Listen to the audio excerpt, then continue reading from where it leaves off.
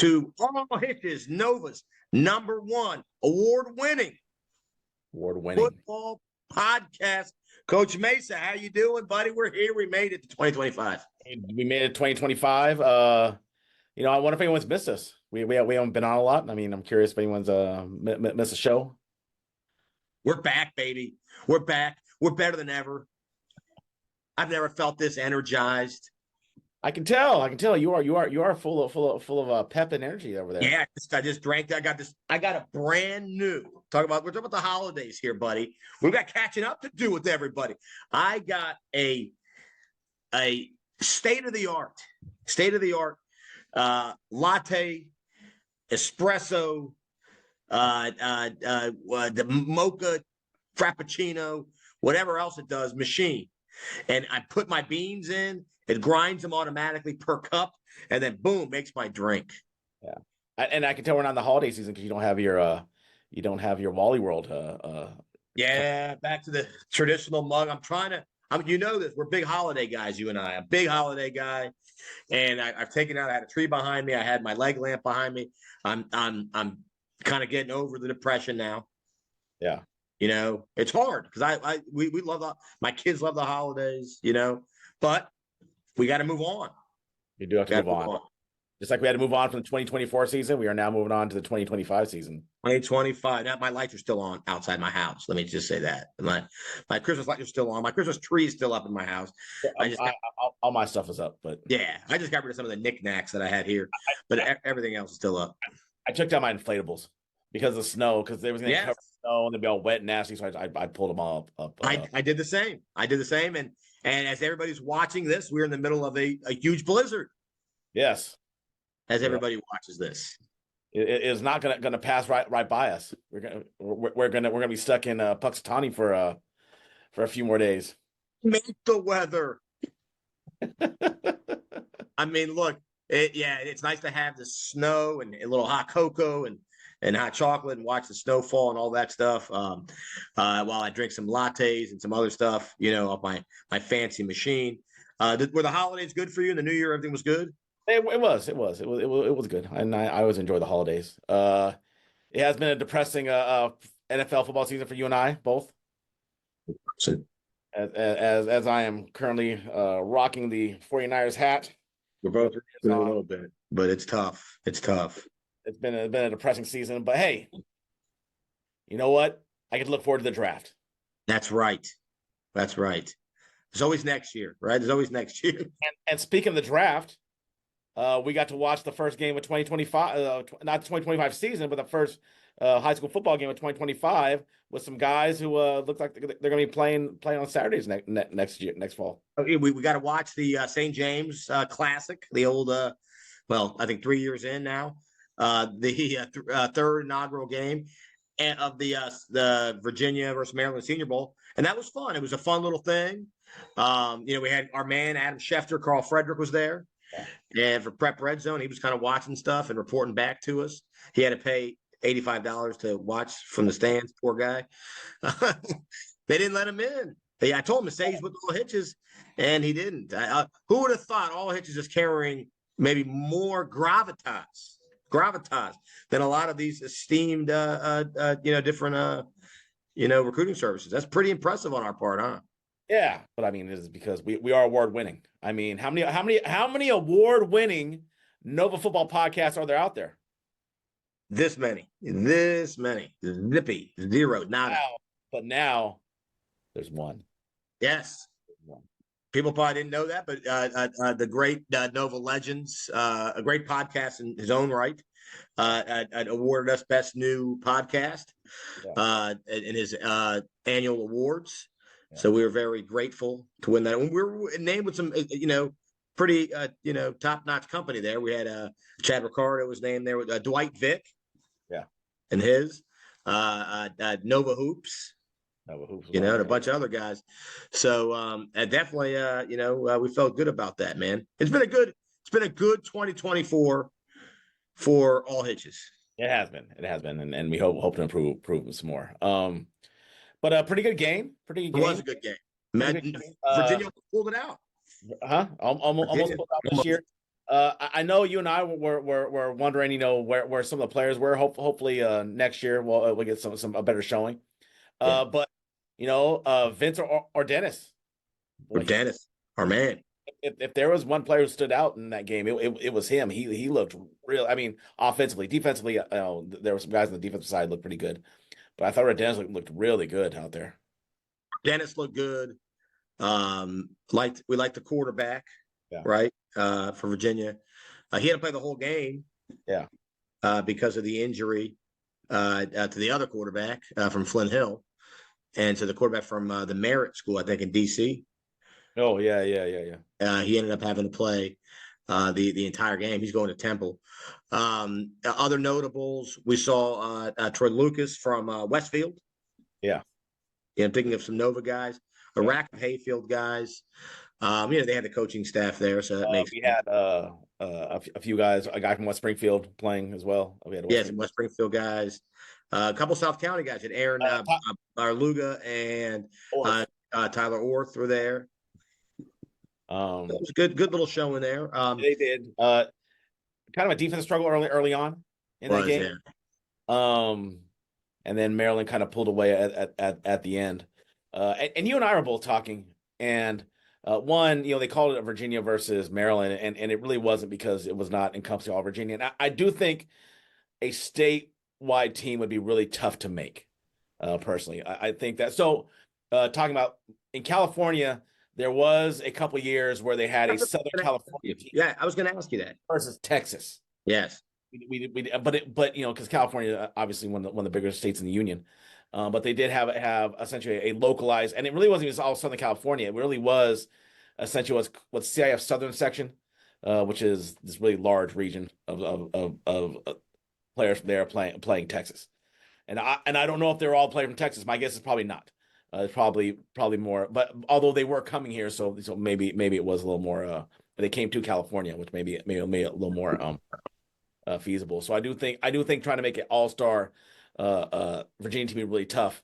But I would like to see all-star games kind of expand. I would like.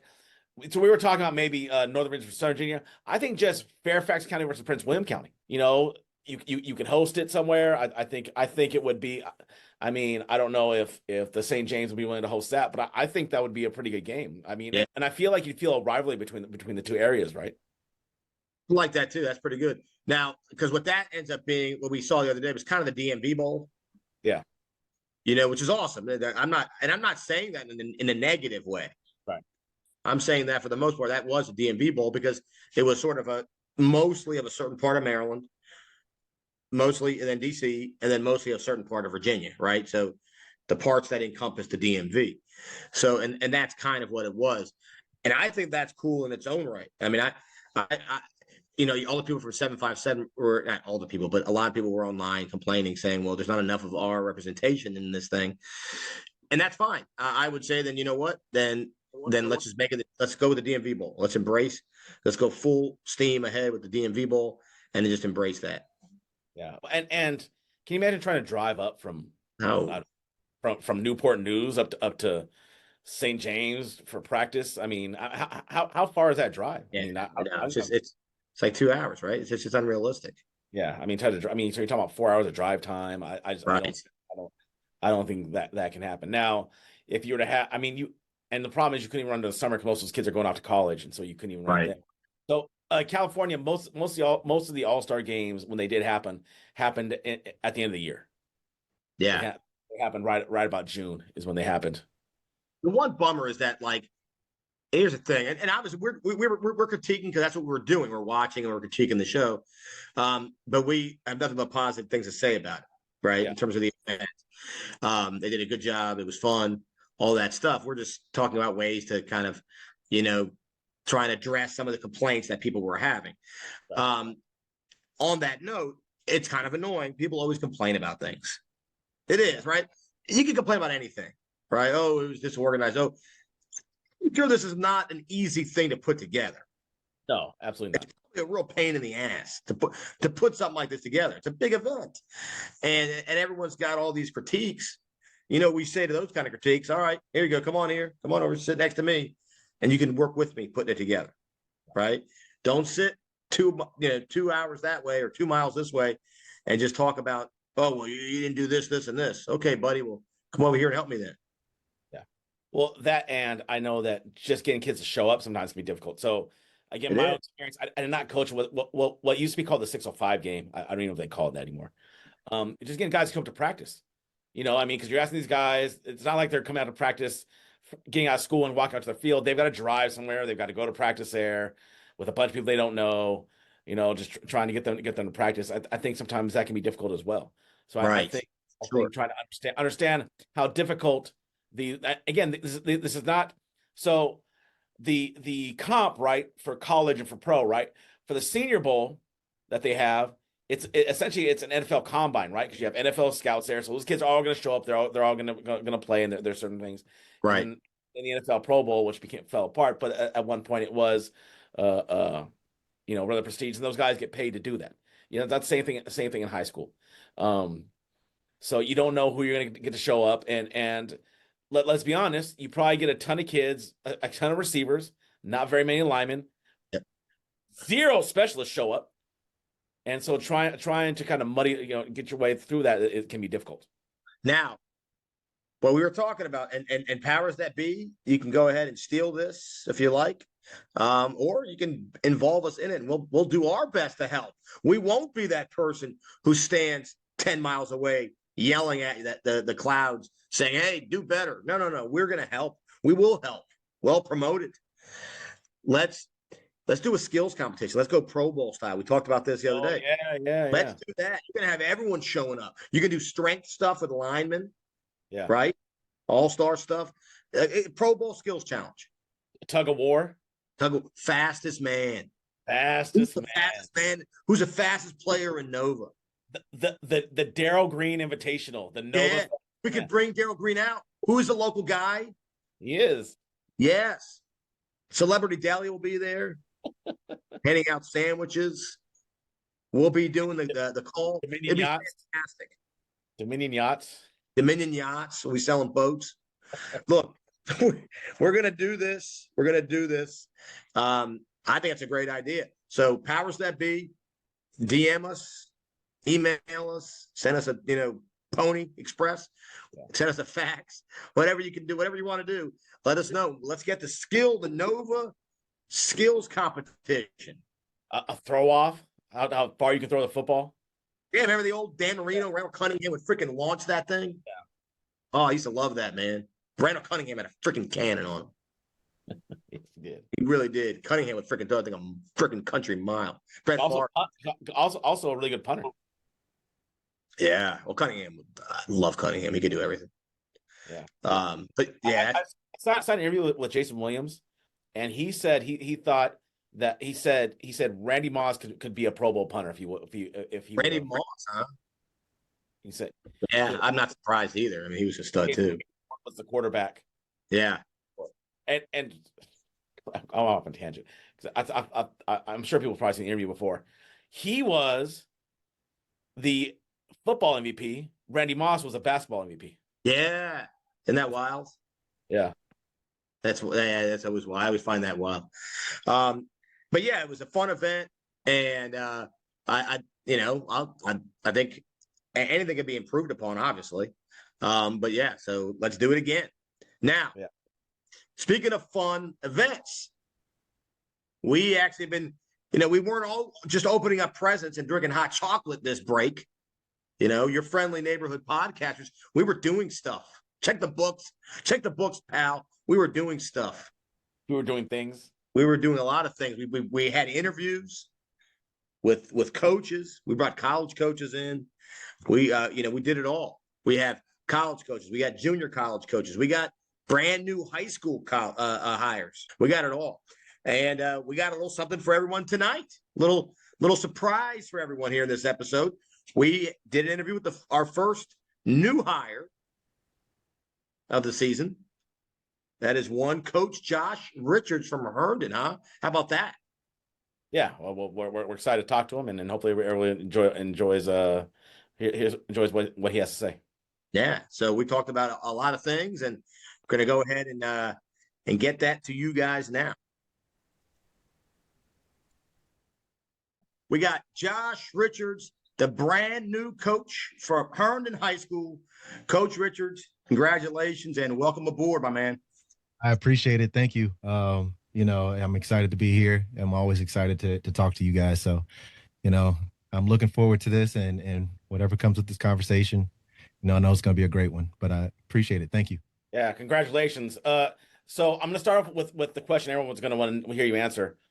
That targeting call in that semifinal game. If you're the DC, so don't get me wrong, I'm not going to do targeting. If you're the DC at Arizona State and you had to lose one of your guys for a half because off the targeting call, it's not even close, are you losing your mind when you don't see that targeting call not called in that game?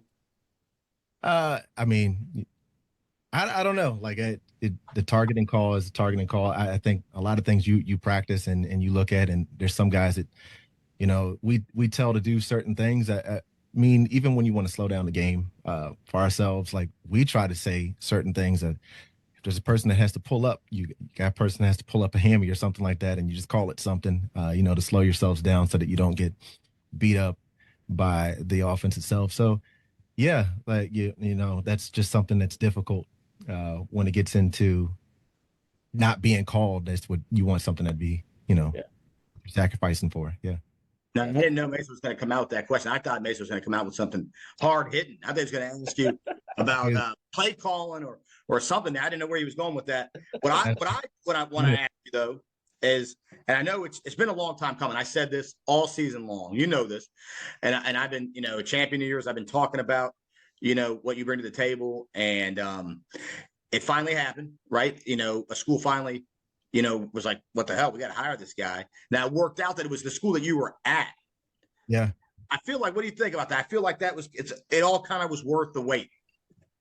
It really is. So you think about, just where you've been and strategically, even at the youth level, like I've seen you at the youth level, at all those things where you're learning how to coach with a bunch of players, and you're teaching them the game of football, but then you're also on a high school staff, and you have some guys that, you're implementing things at the lower level, but, you're growing as a person, as a coach.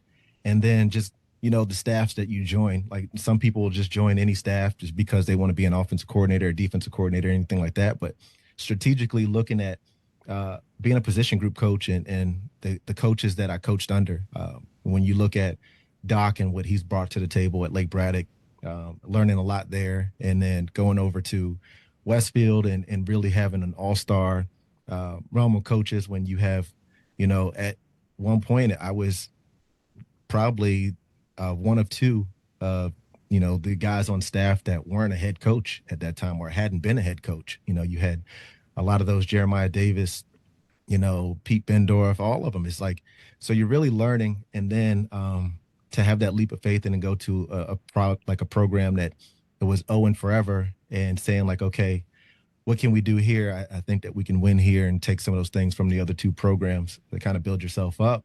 Got to the point where it worked itself out. We played great defense, we played great offense, and just to get the job there is a blessing, because you've seen when they were at rock bottom, and then not a lot of applicants and not a lot of people, and Bill did a great job as a salesperson to say, hey, look, come on over here, which took some time. Like it really did. I visited the school 3 times before saying, I can do this. I think I can do this. I can do this. And it all worked out. So I'm just happy, that I'm the head coach over there at Herndon, and, the great staff, family support and all that stuff. So I'm excited. So you guys have had a pretty successful run for the last 3 years. You guys have really built something up really well. So how do you balance kind of bringing your own kind of style, right? Because I mean, while you're going to keep something the same, obviously you want to put some of your stamp on it as well. How do you balance between keeping what essentially is now a relatively successful program for the last 3 years, and but also bring in your own kind of stamp on the program? Well, that's a good one, because everyone has their own style, but you really don't want to change some of the things that are working well And a lot of those things that work well with the program have to be consistent. Like the way that we prepare has to be consistent. The things that we do outside of football, how we have our outreach with the community and things like that of the sort. And when you get the kids behind you, they're really for you. The community's for you. Everyone's for you. You don't want to change too much of those things, but X's and O's, defensively, some stuff will change a little bit, but it'll remain that way. And offensively, we're going to look back at the things that worked well and review some film and make some tweaks and some changes to, how we can evolve that game to make it my game of what that vision looks like on offense. So there are some changes. It's not just going to be like some Jurassic thing that we were a triple option team and now we're going full spread or something like that. You really have to know the kids that you're coaching, their strengths and their weaknesses, what that looks like, and then how we can be successful day in and day out, and play good defensive ball, but offensively balance that stuff out as well. Yeah, I think that's smart. We were talking about this during the live show during the All-Star game about how, coaches, we were talking about the Langley job being open and some of these jobs that are still being filled right now, and how, whoever comes into this, Yorktown was one that came up in conversation. And we're like, don't, obviously you want to change, common sense things, right? If you think I happen to like this a little better than that kind of thing, but don't go into programs that are proven, that are doing something right. And at least me personally, I don't like the idea of someone coming in and just being like, nah, I know it was going well, but I got some new ideas, and they just tear everything down, So I like the common sense approach to that. Yeah. And it has to be common sense. Like when you look at Robinson, for example, under Mark Vendor for a long time, like they were successful with their style of offense, and then they go to some other coaches and they kind of try to change things up a little bit, and it didn't really work too well, and they had to go back to the basics to where they were really successful. So you don't want to make those drastic changes right away. For some programs, you're good when you do that, but it really, like, what are your fundamental principles? Like, what do you stand on? How does that, define who you are? And I think that we've made a stamp and we're defining who we are every day as the Herndon Hornets, to where we're just not like the doormat of Northern Virginia anymore. Like it's not an easy walkover. So, that we're going to have some big guys. We're going to have some competition. We're going to come over there and we're going to be excited and we're going to hit you in the mouth. So, and it's football is football. So we're bringing that there. So what are some things that really excite you about? I mean, you've been at Herndon, but what are some things that makes Herndon special? You obviously want to stay around. You had opportunities possibly to go other places, but you stuck at Herndon. What are some things that really make Herndon special for you? It's really, like I said, the community and the things behind it. I think that Zidal Barkus, our AD, is great stepping into that role. And, like you have a supportive administration towards it and towards football and the temperature. And there's nothing like playing on some of those Saturday games, that we love, the homecoming traditions. A lot of those things, it makes it a fun atmosphere to play in. It's a beautiful campus. It's a beautiful school. The players, they really bought in. And so we've really built something, and you don't want to build something just to leave it. And that was one of my reasons for, kind of stepping away from other opportunities that presented itself right before this one.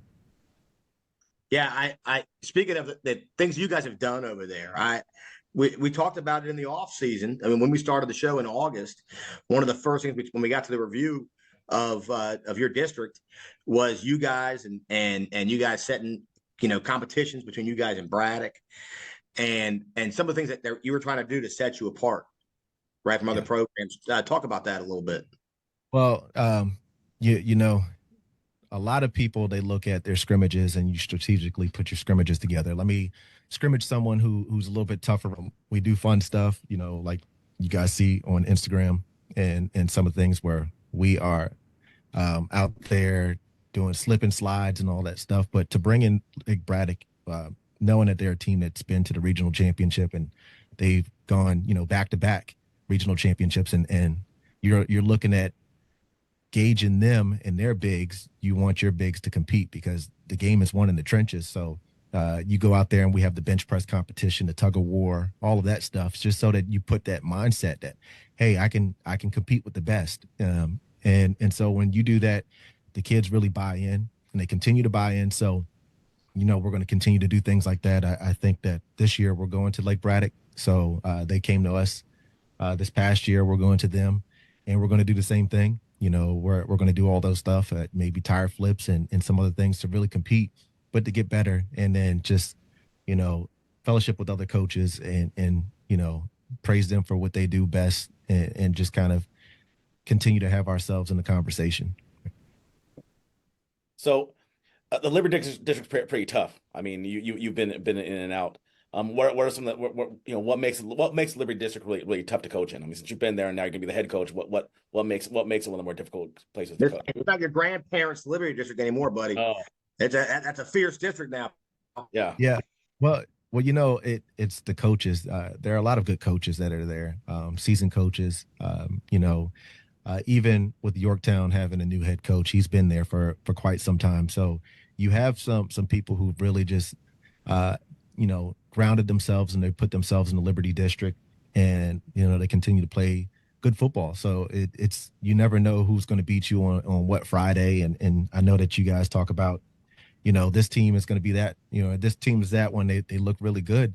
For the Liberty, you know, we know that every team is going to be good, no matter, you know, who we play on a Friday night. So we have to bring our A game. There's some teams that we've dropped that we felt like we should have beaten, and there's some teams that we've beaten and that feel like, you know, they should have gotten up on us because it's so evenly matched. And so for us, like, we just want to continue to be competitive, you know, and the district around there, everyone prepares, and they prepare well. And I like that. So you're not going into an easy matchup on a Friday, and, you know, you just want to fight for 4 quarters and hopefully that you get the win.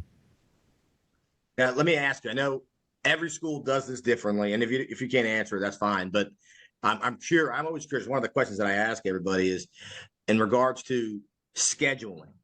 Now we're about to start a new cycle now, and it was, I guess, is it kind of, it's locked? Is it locked in stone now? Sort of, kind of. It's locked in stone. Yeah. It so is. Our schedule's locked. Were you know, involved in that as a coach who knew he was leaving, or did Coach Bachman kind of handle that? Because it was all during the season for the most part while he was still the coach. It's interesting to me how that might work when a coach is on his way out. So we went back and forth. We were saying, like, what are some teams that we wanted to play?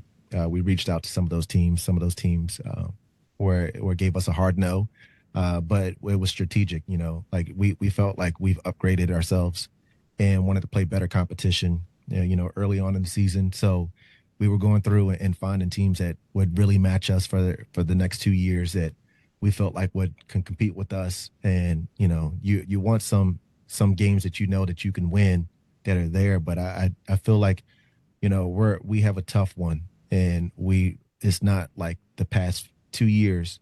You know, we're going out game 1 and we're going to have a tough one. So it's really strategically looking at the scrimmages and how can we stay healthy, knowing that we're going to go through a gauntlet for the first 4 weeks. So my understanding is because the playoffs are changing, you guys in the Concord have been top 4 Concord, top 4 Liberty. Does that mean you're top 4 based on your district record, or is it overall record? Do you know exactly how they're PowerPoints? How are they going to work the top 4? I'm not too sure. So I went to a few of the meetings, and I know that we had a paper that was going around during the district meeting and talked about it. We're going to be 4-4 with the Concord. So they're going to have their top 4. We're going to have our top 4. I believe that it's going to be district play, but PowerPoints are probably going to have to play something in there within, like, your side of things, like, hey, who has the better PowerPoint? So really playing some competition outside of it that is going to push you. I think that's going to play itself into it. And if it doesn't, you know, you really want to put yourself, I think teams are not going to be scared to play some of those bigger teams if it's not going to fault them later in the season, if you just have to win your district. So that's kind of my follow-up question. That is I think if they're just counting district play as being your top 4, you probably want to take the hardest non-district games possible to get yourself prepared and ready to go in district. I mean, that'd be at least my thought process. I'm curious what about you. Well, that's what basketball and all the other sports do, right? For the most part. Yeah, I mean, you want to play the best, but playing the best, you really want to come out of those games healthy. And so when you're going through a gauntlet of a schedule, you have to prepare yourselves. And last year we had a late bye. I believe it was like a week 9 bye.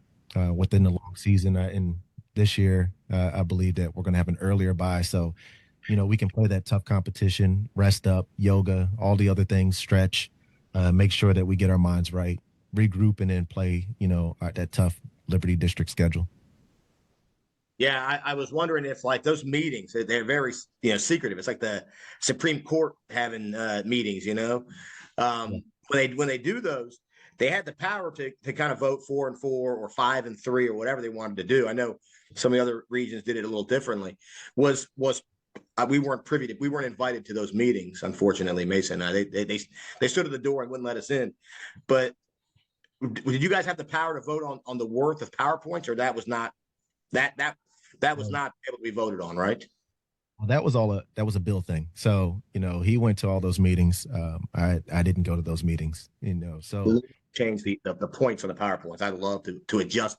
You got to adjust just a little bit here and there, So those things, some things that like I'm still figuring out, as just looking at the schedule, how things fall into place and stuff.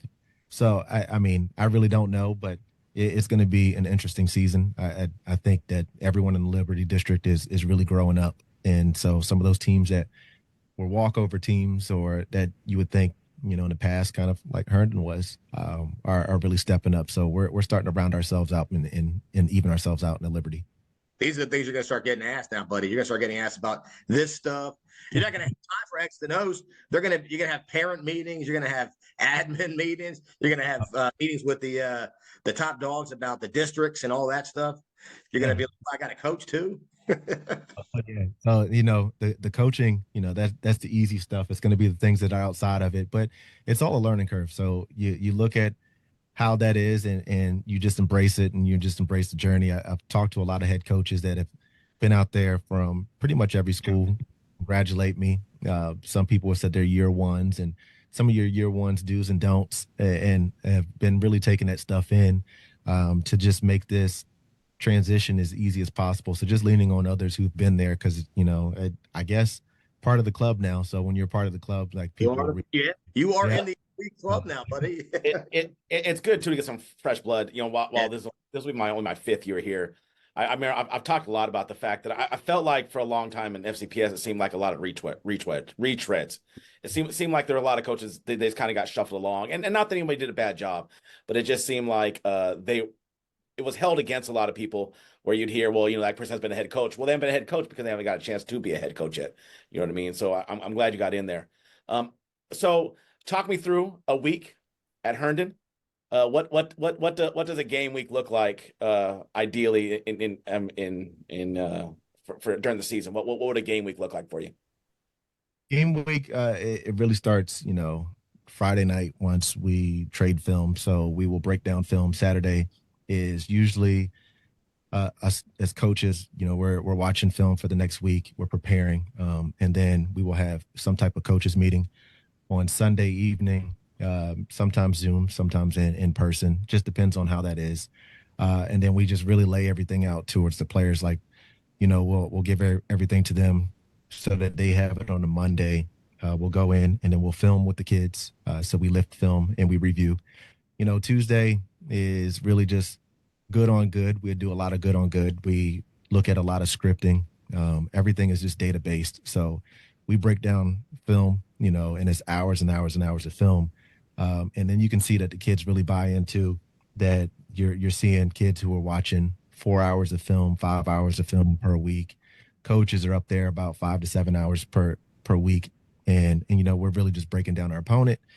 We get into a Thursday, and then some of those Thursdays are really just a developmental, what we call JV developmental. So we watch our developmental group to make sure that we're developing them the right way to play on Friday nights, because you never know, pending an injury, those guys are going to be the next guys. So we grade those with the stock up, stock down. Then we go into the Friday and we play that game. And then it's the same thing that's right over again. So we start looking at all that stuff over and over again. And it gets tiring, but it's a system. So you really have to lean onto your coaches and your assistant coaches to really help you out with that. So someone's tagging plays, the other one's doing fronts. Then we got percentages, and then we have the tallies of how many times a ball carrier will carry that ball. And so What do they do well? We have special teams film on Wednesdays as well. So like special team is a whole team thing. We'll have a special team film and really just prepare for the week. So it's a lot of preparation work that goes into it. But it's a system that you have to have good coaches that lean onto you and that you lean onto them. I just remember my first year at Westfield, Coach Simmons, had me tagging everything, and I learned the most that I could learn. I didn't feel like it was too much of coaching, but it was vital to what we were doing and finding ways to make our data sheets work well for us on Friday night. So it was pretty much a breeze. I do like that a lot. I think a lot of times you have a lot of coaches who don't understand about paying dues, right? Who don't understand about so probably this is before you started coaching, Josh. There was a thing called DSV. I don't know. You probably don't. It was before Huddle, and that was my job. Yeah. My job was I had to go in and I was a freshman coach at the time, and when they went away, I would sit in the office and I would tag DSV film. So that way, and I'd have all the discs laid out on everybody's on their desks when they came back, so they could watch film the next day. But I feel like sometimes there's a lot of coaches who don't really appreciate that you really and I learned a lot. Like there was a team that we were getting ready for that was end up winning the state, and by the time we got to them, I'd watched so much of their film and broke down so much stuff. I could call their plays before they ran it based on what hash mark they were at, where they were at. I was like, I knew every play that they ran. And it was, but it was a learning part for me, right? I was a young coach. I was still, I didn't know what I didn't know, but I got there and I had to tag left hash, 1st and 10, first quarter, run, right, like the whole thing through. And eventually it got me to the point where I felt like it made me a better coach. And I think that sometimes young coaches don't appreciate the fact that, look, you can't walk in and be a varsity offensive coordinator. It's not a thing. You really have to kind of learn that. So I'm glad you talked about that. Well, Yeah, I mean, we were talking about that the other day, you and I. I mean, it's big. So my first time, and it's a funny story, like Coach Simmons, he hires me and he was just like, I don't care what you did at Lake Braddock. I don't really care about that stuff. When you're here, you're going to do things this way because I have guys, and there's just like this hierarchy pole, and you're looking at it. He says, and your job is going to be to learn as much from these guys as you can. And if you don't say much, then you don't say much, but I want you to learn. And I really took that in. So we had our first thing, and Jeremiah Davis said, hey, can you tag these fronts and do this and do all that other stuff on the side? We get into our Sunday meetings because, Simmons likes to have his meetings at 7 a.m. So we'd have a breakfast burrito. There's coffee. Everyone's there. Then we go split up offense, defense. And then from like 8 a.m. to noon, you are watching film. You're doing your stock up, your stock down. You're doing all this stuff. He pops into a defensive meeting, and I had tagged everything, and I was totally wrong. Like it was like the first one. I was like, oh, we're in this, we're in like this G defense, or are we in diamond? Like, what are we in? Okay, we have that. And so like, I'm putting it, and Simmons looks to the side. He says, who in the hell just who did this? And like, I'm sitting here like buried back. And then, so they were talking about that play for about 5 minutes. Cause each play you go over each position and what they're supposed to do. And it's not just like you're watching film. You're really just diving deep down into film. And then, so I had to like go a few clicks over, and I was like, okay, he's just said this. Let me just take these notes. And I'm like doing this, and I'm like putting all the notes down. And so I would get to the next one, and then it would be completely right. And he's like, okay, now this one's inputted right. And then you have Pete Bendorf on the other side. He gives me like a little thumbs up. He's like, good job. So, you're really learning through that, and you learn how to watch film the right way, the correct way. You tag things the right way, the correct way, because there is an order, and it does make Friday nights a lot easier. So there are a lot of times, and I'm sure Clarence from Wakefield will say it, we were in the second quarter and we were calling out every play that they had, like, on the field, off the field. And we're saying it like at pre-snap because we watch so much film, and it's like attention to detail. So, you look at that, and I really like what I learned there with those veteran coaches that allowed me to go on to my own with another veteran coach of Bill Bachman, and really learn from him and kind of take some of those things from all the veteran coaches. So it's really just a strategic plan to how you do this and how you prepare, and how you prepare is everything. So you want to be that way of the attention to detail is big. And so I love film. If you can't tell, I was like, I love film. I watch film all day. And Yeah, we we can know. add, I mean, a little behind the curtain. Both Dash and I have talked to Josh off the record. We know you absolutely love watching film. You're a big believer in it. Film junkie, man. And you just kind of summed up why I'm happy to be here in the friendly confines of here instead of coaching on Friday nights. I think I heard you mention 7 hours of film at least. You mentioned the Sunday morning meetings at 7 a.m. Yeah, I'm good right here. I'm good for a while. yeah, just give me a few years of that and I might just join you guys as like the third host on here. I already got the mic set up. So here we go. But like, hey, you know what? This is all Hitches with your new host, your third edition, Coach Richard. You're always open to come on in. Now that's actually a good segue because that's a big part. I mean, every coach, and that worked for him, doing the Sunday thing. And you were your own Tony Soprano when you're the head coach, and you can kind of design things how you want to design things. And you as a family man, and I know you have the young ones. That's the beauty of it, though. Right now, you can kind of adjust, talk to your staff, probably, right? I'm assuming, and kind of figure out what works for everybody.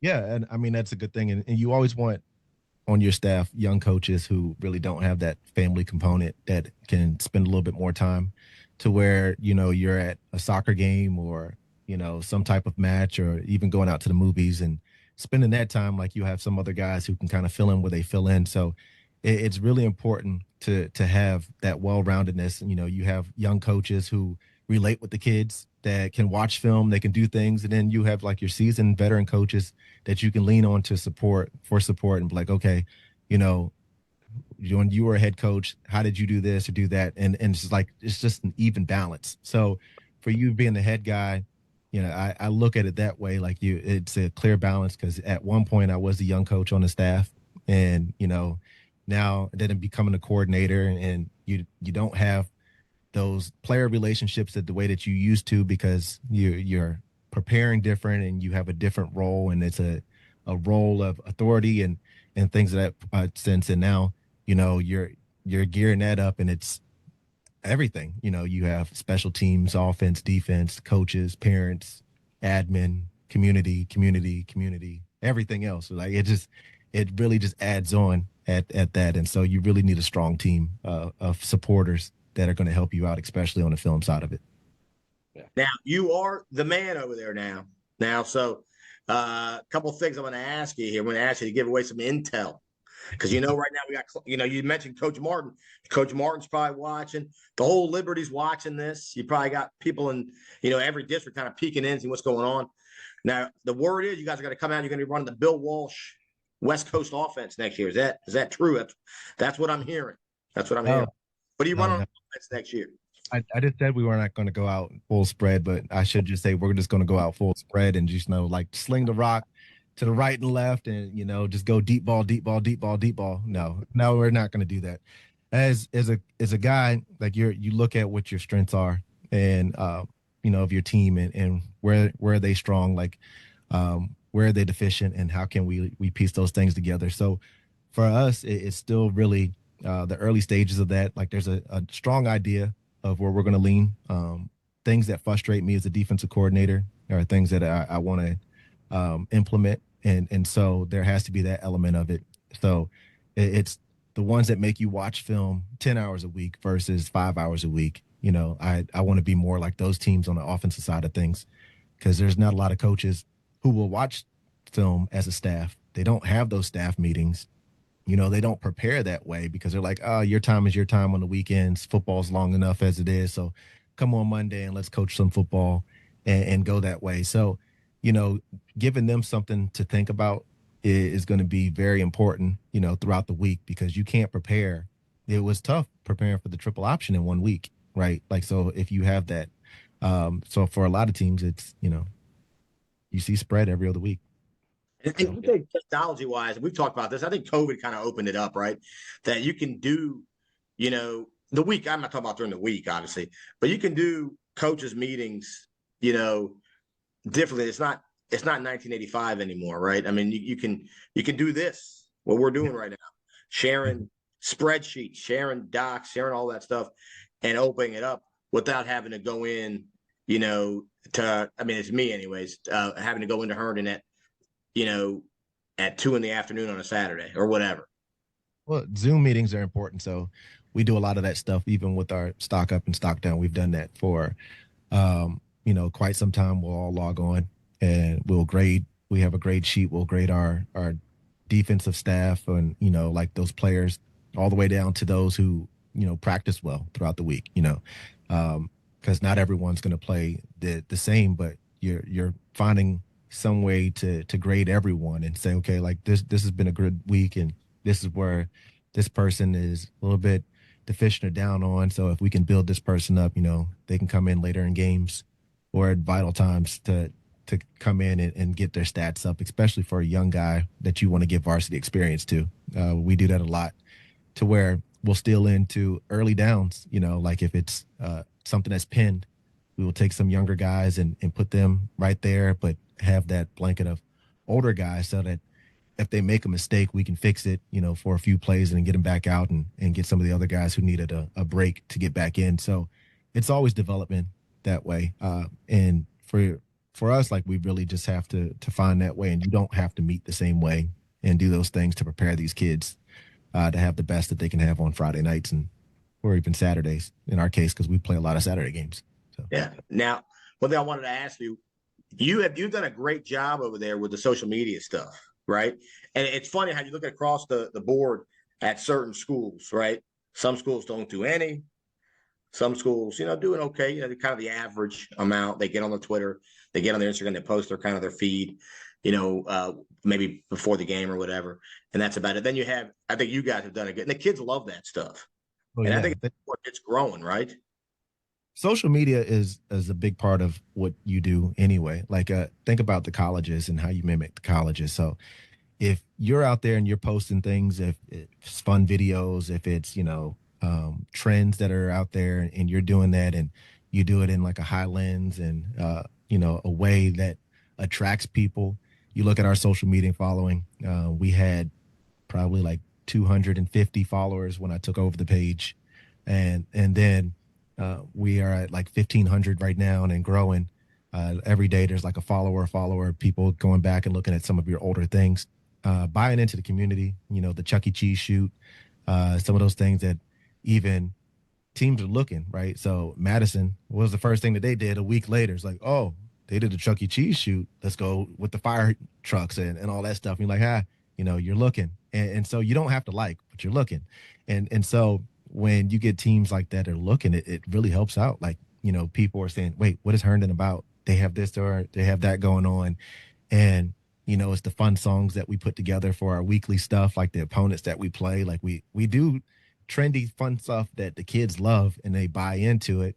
And then sometimes your DMs are like filled with a whole bunch of negativity from other kids because they're kids, right? Like, so you laugh at it or you be like, oh, that was mean, something like that. And, you just go on throughout your day, but you continue to do what you do. And it really draws attention to, what you're doing. But then it's also a recruiting aspect of it. So you're recruiting the building, right? So, our numbers have gone up every year. And some of the kids would be like, hey, I just like what you did on social media. I want to come out and play football. And that's a big thing. So it's not just the X's and O's for some people look at it that way. Like it's a big picture. You have to look at social media as something that kids are on Snap and TikTok and Instagram all day long. And they're just like swiping. So if they see some good content, give that a like and some traffic. And it just allows us to grow as a program. Very cool. Yeah, no, I agree. I think you guys have done a great job with that. I've looked at it. I know you had some of our stuff in it, so I'd listened to it, and I enjoyed it. I really did. I think you did a good job with that. Yeah, no, appreciate it. It's fun because, the kids, they'll be like, hey, what are we doing this week? And I'm like, it'll come out on Thursday. But it's just something that's fun that's on the side, and then we'll take our guys in and we'll do like a uniform reveal and fun stuff, and then put clips of you guys saying, oh, it's going to be a Liberty battle. Some of those things, you take that. Mason being a blowhard on freaking camera again. Yeah, you do that. You just make it fun. So they love it. in the first 15, 20 minutes, you got 120 likes and then it kind of like dies out off of that. And you get like your traffic, the other teams, they're not going to like it, but they're going to watch it. So you see it, you start seeing that stuff and then they'll put their burner accounts and start bashing you on their burner accounts because they don't want it to be there. Of course. Now, look, I know we got time's kind of winding. I know we're going to go soon. I do want to ask you this because we're heading into the off season. 7-on-7. Now, as Mason and I kind of finished our last couple of years, we were doing a lot of 7-on-7. Our last year or two over at Woodson. Didn't see you guys as much there.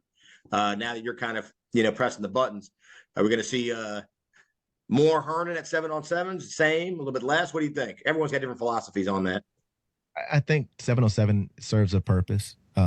It's a good purpose. It kind of gets you into your calls and a lot of those things. And I think defensively, it really helps you out. Offensively, you're going to play against a lot of teams that are, going 5 wide. They're just dunking the ball into an invisible offensive lineman, and they're going there, but like, oh, let me give this to. I mean, if you look at our defensive line, you're going to have like 6'3", 6'2", 6'3", some 6'4" across the board. You're not getting that pass that's right there. But in 7-on-7, I think offenses will cheat that a little bit. So, and it serves its purpose. I think some of it is good, but more of the things that we want to do with Lake Braddock and some of the other schools are going to be just as important when you look at that team component, the strength component, like the things that you want to do. And it's just competition between you and someone else. But it's friendly competition. You look at that stuff that you want to continue to do and, some of those going away to camps and the fun stuff to where you get to stay in a dorm, wake up, football, film, and fellowship with your guys and do some of those things that you're really building up within. Because there's a lot of teams that go to 7-on-7s all year round. And as soon as, week 3, week 4 goes, they kind of shine away from the contact and everything a little bit more, like they've had like these moss catches on everyone and they're, gritty and all down the field on the 7-on-7. And then you get to the pads and all that stuff 4 weeks down and you have to have that offensive and defensive line put in it. They're not too good after that, even though they're great skill players. So we understand the importance of it. But we want to do things that incorporate all 11 players, 22, when you look at it that way on the offense and defensive side to become the best that we can be and continue from there. Like it's really a team sport. So. All right. Yeah. I mean, I look forward to seeing you at some of them. Mason and I are going to try and, at least the local ones, we're going to try and get out, watch as many as we can in the off season and kind of we'll build some fake off-season power rankings based on what we see on 7-on-7, which is going to be so fun. Well, don't put us too high up because then people start coming at us. They're like, oh, why is Herndon in the top 5? They were saying that before and they suck. Put us like a little bit further down. Let's, we want to earn that. So it sounds funny, right? Just ranking teams off 7, like whoever runs all verts the best, we're gonna say they're the best team. Whoever runs all verts the best. Whoever can play quarters defense and run verts, that's the best team in Virginia. Yeah. Well, when you play dock them, they're going to score every 2 plays. They had that post game, that wheel game, and that dusty game, all that stuff. They're beat you on that. It'll be fun, man. We appreciate you coming on today, buddy. Anything you want to say to, the whole world, all of Nova's watching this. So anything you want to say to the Herndon community, to anybody else? You guys got every state watching this, like it's, you're tuning in. You got Idaho, you got, everywhere. People out in California, they're listening. Yeah, like everyone, like you have all 50 states that are right there. So that's a good thing. I mean, I just really thank you guys for allowing me to be on here. I think that your first hire of the offseason that came on here, I believe, you had the Woodson guy who came in before, which is doing some great things. So always hearing about his name and everyone he's trying to bring into the world of coaching, calling, he's even calling people from our staff, not having them, but that's not gonna work. But I just thank you guys for this platform. It's a good platform. It's something we could talk football and X's and O's, and it's always fun going out here. I feel like this is my second or third time a part of this. So, I'm almost like the Carl Frederick of Nova football coaches that are coming in to join. So, I feel really good. Yeah. You know, you put them on there, people are gonna start seeing my face a little bit more and be like, man, he hasn't done anything yet. Like, what is he doing? Still on the podcast. But no, I like the show. I love it. I love what you guys are doing, and just continue. And I can't wait to hear, you know, some of the other coaches and some of their philosophies and the things that they have going on, because it's always a community. It's a big community of, you know, supporters, and love it. So, you know, just All right. Well, the check is in the mail. We appreciate you talking us up. Heck yeah. Thanks, buddy. We appreciate you coming on, Josh, and good luck. Obviously, we're going to talk a lot more in the off season, but good luck to you and good luck to Herndon this off season, buddy. I appreciate it. All right. Well, I hope everyone enjoyed that phenomenal interview with Coach Josh Richards. I really liked the things he had to say. What do you think? Yeah, no, it was fantastic. Good to hear from him. I mean, he's a good guy. He's a good guy, and I know we're really looking forward to see what he does this year with at Herndon. Yeah, I think, I mean, we talked about it all year, right? All season about, the things he's been doing. And we said he'd be one of that. Did we not call that? I need my Nostradamus hat. I mean, we said he would be on the short list of candidates across the board. At the time, we didn't know that the esteemed Coach Bachman would be resigning. We didn't know that. Otherwise, we would have said that's a shoo-in. Really interesting. I just brought to my brain right now. Both Liberty schools so far have hired coaches have both been defensive coordinators from their previous staff. Oh, you're right. You're right, because Coach, congratulations to Coach Alec Hicks from Yorktown. Yeah. The old DC first-time head coach. Yeah. And I know they expect great things. He's been there a long time, and he's the old Yorktown faithful. Yeah. Right. Long time assistant. You know, that's great. So we wish him well, and who knows, maybe he'll be a guest on here in short order as well. But we have someone else come up on the next show. We do. We got Coach from Hampden City, head coach, Coach LaVara, joining us. Yeah, and we're really excited about Coach LaVara. That was a really good interview, and I think everyone's going to appreciate that. A lot of the candid talk about recruiting and that kind of thing. Yeah, and he knows the area pretty well. He was a Northern Virginia recruiter out of the last school he was at, which was Jefferson. Jefferson. So he knows the area pretty well, and I mean he had a lot of really good information for anyways. A lot of people out should listen to it. Yeah, sure. So it's going to be an action-packed, 25 here. We right out of the gates, and I think a lot of people been asking us. They're like, the games are over. What do you guys got lined up? Oh, baby, it's just begun. It's just begun. We got so much stuff lined up. So much stuff. Yeah. So it's going to be good. Yeah. So I hope everybody enjoyed the interview with Coach Richards today. Hope everyone enjoyed it. Tune in next time for another great interview with Coach LaVara from Hampden Sydney College. And here we go. We are off to the races, sir. Yes, we are. All right. Well, for all Hitches, Coach Dash, Coach Mason, we will see you next time. See ya.